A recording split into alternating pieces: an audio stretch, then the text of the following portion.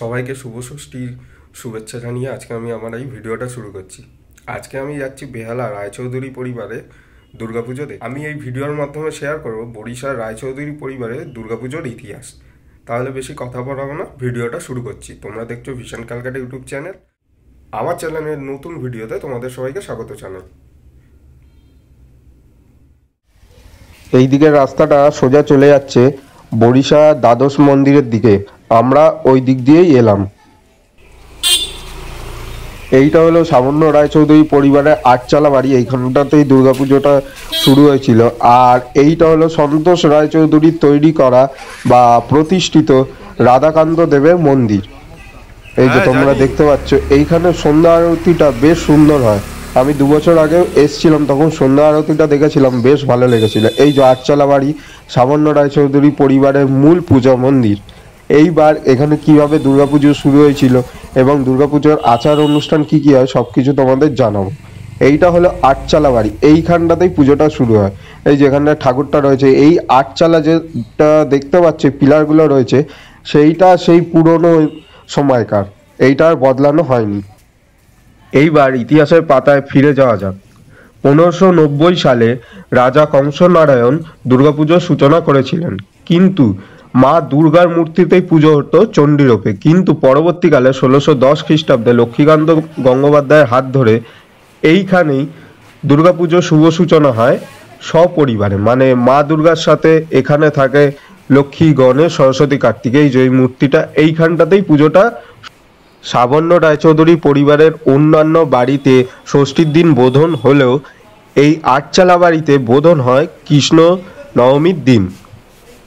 এই পরিবারের সবকটি বাড়িতেই শৈব, বৈষ্ণব এবং শাক্ত মতে পুজো হয়। এই পরিবারের পুজোতে আগে পশু বলি হলেও বর্তমানে পশু বলি বন্ধ হয়ে গেছে, তাই এখানে ফল এবং কুমড়ো বলি দেওয়া হয়। এই পরিবারের আগে একটি পুজো থাকলেও বর্তমানে এদের 10টি থেকে 11টি পুজো হয়ে থাকে। মানে প্রত্যেকটা বাড়িতেই এদের পুজো হয়। বর্তমানে বরিশা অঞ্চলে রায়চৌধুরী পরিবারের আর যে কটা বাড়ি রয়েছে সেই বাড়িগুলো আপনাদের ঘুরিয়ে দেখাবো। আটচালা যেই মূল পূজা মন্দিরটা দেখতে পেলেন, তার ঠিক উল্টো দিকে রয়েছে এই মেজো বাড়ি। এই যে এইটা হলো মেজো বাড়ি, এখানটায় লেখা রয়েছে। আর এই যে রাস্তাটা দেখতে পাচ্ছেন, এখানে একটা গেট করা রয়েছে। এই গেটটা দিয়ে যাব এই বাঁ দিকের রাস্তাটা ধরে। এই যে আমি এই রাস্তা ধরে এলাম।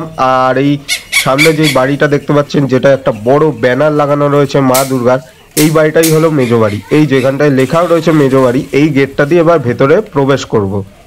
এরপর ধীরে ধীরে মেজো বাড়ির ভেতরে প্রবেশ করতে শুরু করলাম। মেজো বাড়ির ভেতর প্রবেশ করার সাথে সাথে দেখতে পেলাম অনেক দর্শনার্থী এখানে এসেছে। ধীরে ধীরে ভিড় বাড়ছিল। সামনের যে বিল্ডিংটা আপনারা দেখতে পাচ্ছেন, বিল্ডিংটা সেই পুরোনো দিনের ধাঁচটা এখনো বজায় রেখেছে। ওপর দিকে টালি লাগানো, দেখতে বেশ সুন্দর লাগছে। এটা হলো মেজো বাড়ির ঠাকুর দালান। ঠাকুর দালানটাকে খুব সুন্দরভাবে সাজানো হয়েছে। সামনে যে পিলারগুলো দেখতে পাচ্ছি, ওই পিলারে দুটো নারী মূর্তি আঁকা রয়েছে যারা শঙ্খ বাজাচ্ছে। তাছাড়া প্লাস্টিকের ফুল দিয়ে সাজানো হয়েছে। আর এই জায়গাটা দেখতে সত্যি অপূর্ব লাগছে। এখানটায় মায়ের মূর্তি রয়েছে। আর তাছাড়া এইখানে যেই জায়গাটা রয়েছে, এখানটা বিভিন্ন ধরনের জিনিস আঁকা রয়েছে, যেমন চাঁদমালা, স্বস্তিক চিহ্ন, আরও বিভিন্ন কলকা করা রয়েছে, যেটা দেখতে সত্যি অপূর্ব লাগছে। মেজো বাড়ির ঠাকুর দালানের কাছে এসে একটা আলাদা অনুভূতি নিয়ে ফিরে যাচ্ছি, যেটা কোনোদিনই ভুলতে পারবো না। আমার বেশ ভালো লেগেছে এই জায়গাটায় এসে। এই দিকটা দিয়ে আমরা এলাম, এই দিকটা দ্বাদশ মন্দিরের দিকে চলে যাচ্ছে। এই যে দেখা যাচ্ছে দ্বাদশ মন্দির। আর আমার ঠিক সামনেই রয়েছে মাঝের বাড়ি। এই রাস্তাটা জুড়ে চণ্ডীমেলার সময় বিশাল ভিড় হয় আর অনেক দোকান বসে। এই জায়গাটাই হচ্ছে মাঝের বাড়ি। আর এই দিকে রাস্তাটা সোজা চলে যাচ্ছে শিলপাড়ার দিকে। ঢাকের বাদ্যি জানান দেয় যে পুজো এসে গেছে। আর ঢাকের আওয়াজ শুনলেই মনটা নেচে ওঠে, এত দারুণ লাগছিল। ভিডিও করছিলাম, ঢাকের আওয়াজে শুনছিলাম। এটা হলো মাঝের বাড়ি, এটা মাঝের বাড়ির ঠাকুর দালান। ওইখানটায় ঠাকুরটাকে রাখা রয়েছে, দেখাচ্ছি চলো।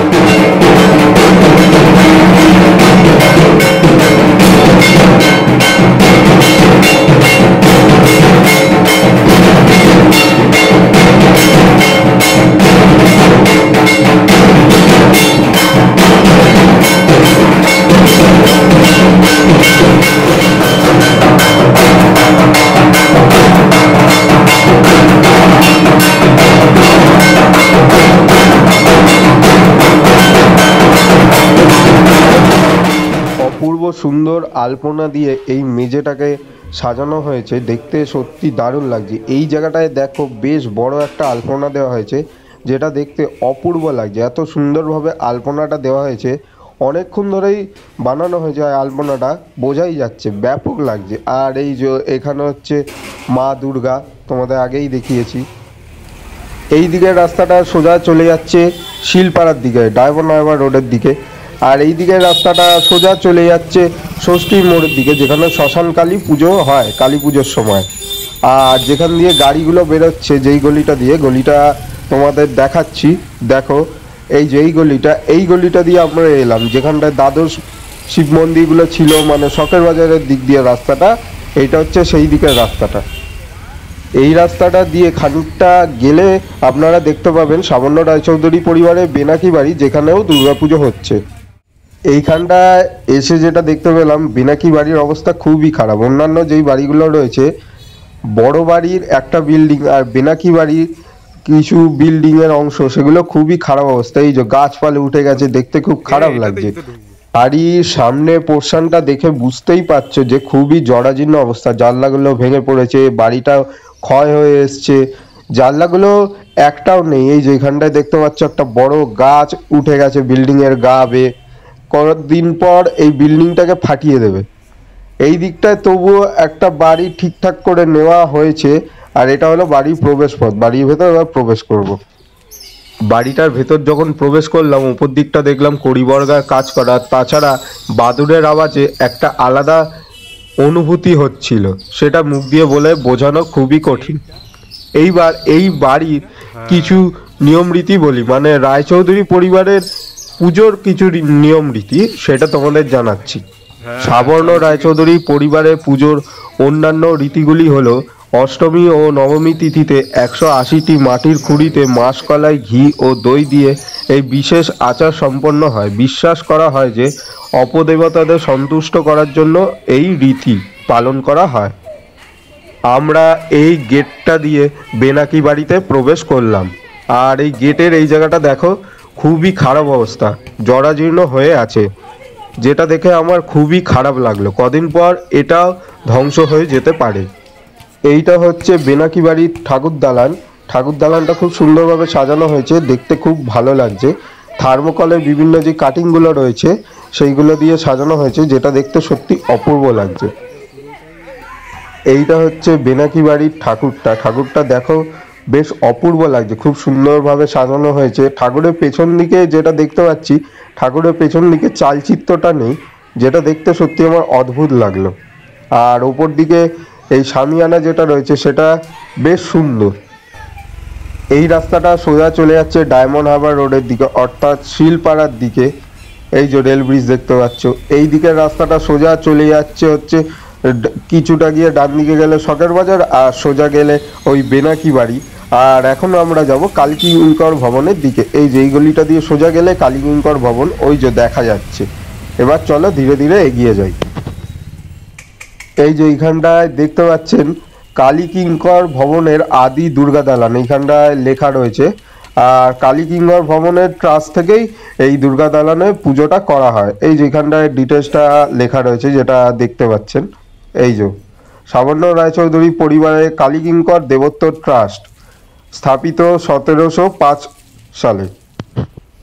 এই জায়গাটায় যেটা দেখতে পাচ্ছি, এই দুটো পিলারকে খুব সুন্দরভাবে সাজানো হয়েছে প্লাস্টিকের ফুল দিয়ে, যেটা বেশ দারুণ লাগছে।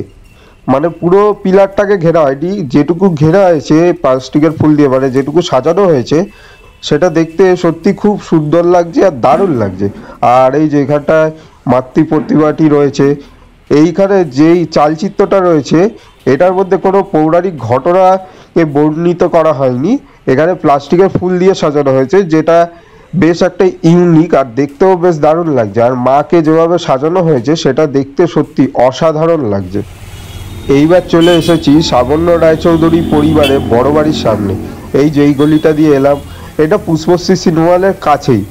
এই গলিটা দিয়ে এলাম, এই গলিটা দিয়ে প্রবেশ করব। এই যে এখানটায় ব্যানার দেওয়া রয়েছে বড় বাড়ির দুর্গা পুজো, এবং কবে পুজোটা শুরু হয়েছে আর কে পুজোটা শুরু করেছিল সেটাও এখানটায় লেখা রয়েছে, তোমাদের দেখাবো।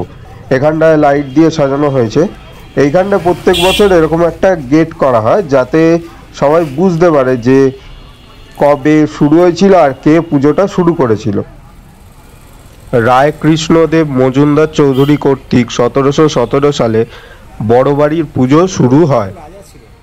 এইটা হলো বড় বাড়ি। এই যে বিল্ডিংটা যেটা দেখতে পাচ্ছ এটা বড় বাড়িরই অংশ। বিল্ডিংটা খুবই খারাপ অবস্থা, কতটা দেখতে পাচ্ছ বুঝতে পারছি না, কিন্তু দেখো একবার এসে দেখে যাও, খুবই খারাপ অবস্থা, যে কোনো দিন বিল্ডিংটা ভেঙে পড়তে পারে। এই যে বিল্ডিং এর গায়ে বিভিন্ন গাছপালা জড়িয়ে গেছে, দেখতে পাচ্ছ বিল্ডিংটাকে ফাটিয়ে দেবে কদিন পর। পুরো যেই অসত্য গাছ হয় না, অসত্য বট যেরকম জড়িয়ে যায় সেই রকম জড়িয়ে গেছে গাছটা, পুরো বিল্ডিংটাকে এরকম জড়িয়ে ধরেছে। দেখো এই যে বিল্ডিং এর গা বেয়ে বেয়ে গাছগুলো উঠেছে। এইখানটায় একটা ফেস্টুন বা পোস্টার যাই হোক টাঙানো আছে, তার মধ্যে সাবর্ণ রায়চৌধুরী পরিবারের পুরো ইতিহাসটা তুলে ধরা হয়েছে, আর কোথায় কি মন্দির বা কি কি আছে সেইগুলোকে এখানটায় পুরো তুলে ধরা হয়েছে। সাবর্ণ রায়চৌধুরী পরিবারের কলকাতার 8টি বাড়িতে পুজো হয়, সেই 8টি বাড়ির নাম কি এইখানটায় দেওয়া রয়েছে, তোমরা ভিডিওটা পজ করে দেখে নিতে পারো। এইখানটায় আর একটা ব্যানার দেওয়া রয়েছে, সেই ব্যানারটার মধ্যে এই বাড়িতে কি কি রয়েছে তার কয়েকটা জিনিসের ছবি এখানটায় তুলে ধরা হয়েছে। একবার সাবর্ণ সংগ্রহশালায় এসে তোমরা সবাই ঘুরে যাও, দেখো ভালো লাগবে। এই বিল্ডিংটার মধ্যেই রয়েছে সাবর্ণ সংগ্রহশালা, আমি একবার এসেছিলাম। এর ভেতরে ছবি তোলার নিয়ম নেই, একবার তোমরা সবাই এসে ঘুরে যাও। এইখানটায় একটা বড় ব্যানার টাঙানো রয়েছে যেখানটায় লেখা রয়েছে বরিশা সাবর্ণ রায় চৌধুরী পরিবারের দুর্গাপুজোর ইতিহাস। ভিডিওটা পজ করে দেখে নিতে পারো, এখানটা পুরো ইতিহাসটা তুলে ধরা হয়েছে। বরিশা সাবর্ণ রায় চৌধুরী পরিবারের কোন কোন বাড়িতে পুজো হয় তার একটা লিস্ট এখানটায় দেওয়া রয়েছে, তোমরা এটা দেখে নিতে পারো। আমি তো তোমাদের বাড়িগুলোর সাথে পরিচয় করালাম, তবুও এখানটায় দেওয়া রয়েছে, তোমরা একবার ভিডিওটা পজ করে দেখে নিতে পারো। সাবর্ণ রায়চৌধুরী পরিবারে বড় বাড়ির পুজোর বিশেষ রীতি রয়েছে। সপ্তমীর দিন রাতে দেবী পুজো পান চামুণ্ডা রূপে। বড় বাড়িতে নবমীর দিন হয় কুমারী পুজো। এই পরিবারের দুর্গাপুজোর সন্ধি পুজোতে 108টা প্রদীপ ও 108টা পদ্ম যেমন দেওয়া হয়, তাছাড়া পোড়া ল্যাটা মাছ ভোগও দেওয়া হয়। এবং দশমীর দিন দেবী দুর্গাকে কনকাঞ্জলি দিয়ে বিদায় জানানো হয়। এখানটায় হাঁড়ি কাঠটাকে রাখা রয়েছে সবজি বলি এবং ফল বলি দেওয়ার জন্য।